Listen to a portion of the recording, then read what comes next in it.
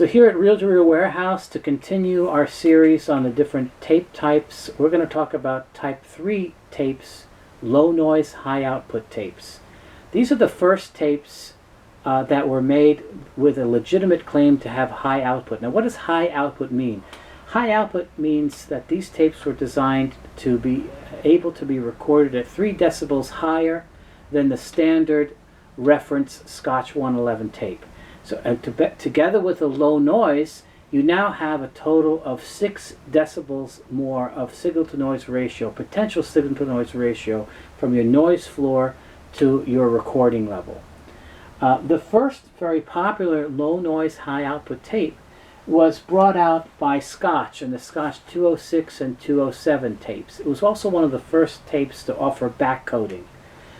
This was a very common tape. A lot of Scotch 207 is usable today. It's one of my favorite low noise, high output tapes that were made. They brought this out in 1969 and production continued through the 1980s. Another very popular low noise, high output tape that was also made early was the Sony SLH, super low noise, high output tape. Unfortunately, a lot of this Sony tape is not usable today because it suffers from squealing and sticky shed and sometimes from binder failure. But this was also a very popular tape, and some of the early versions are still useful. So especially the ones with the blue leaders, solid blue, the early batches are better than the later batches.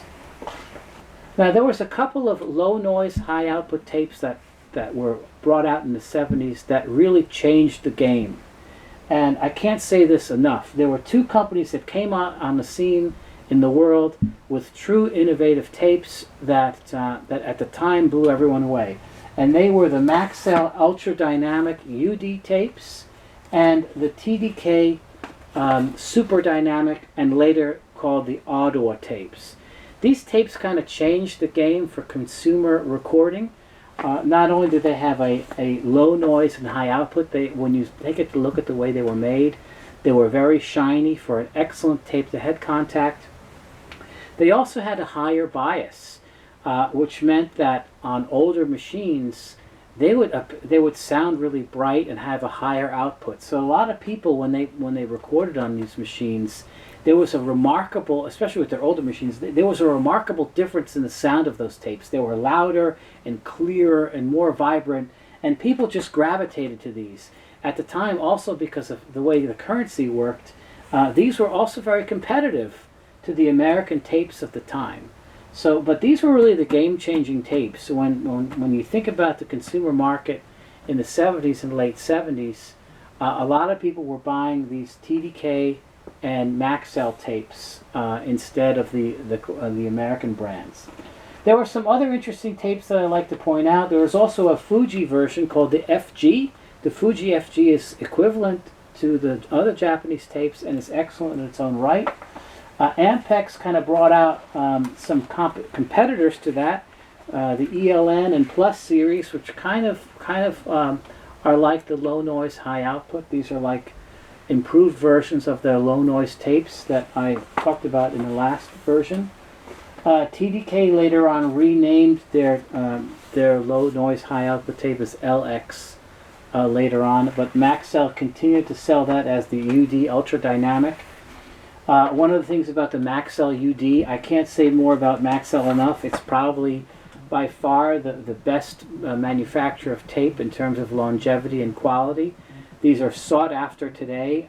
Not only do they sound great, they have excellent mechanical properties and do a fantastic job from that standpoint. The other low noise, high output tapes that I want to talk about that are very popular and were also early on one of the best was BASF with their LH series. Again, it comes in those ubiquitous type of gray boxes and the same reels as the previous generation, so you have to look at the leader tape to tell whether you have an LH or not. The LH tapes were also excellent, with excellent consistency and performance. One of the things I would say about them, though, is that the BASF tapes do shed more than other brands, so you want to make sure that you're always cleaning the heads. But in terms of tape shedding, The Maxells and the TDKs are really top for that. And the Scotch 207 as well has very low shedding for tapes. So low noise, high output tapes are excellent, and especially an excellent choice if you have a newer machine. The last machines, consumer machines from Akai, Sony, and TIAC, as well as others, they really match up well to these low noise, high output tapes.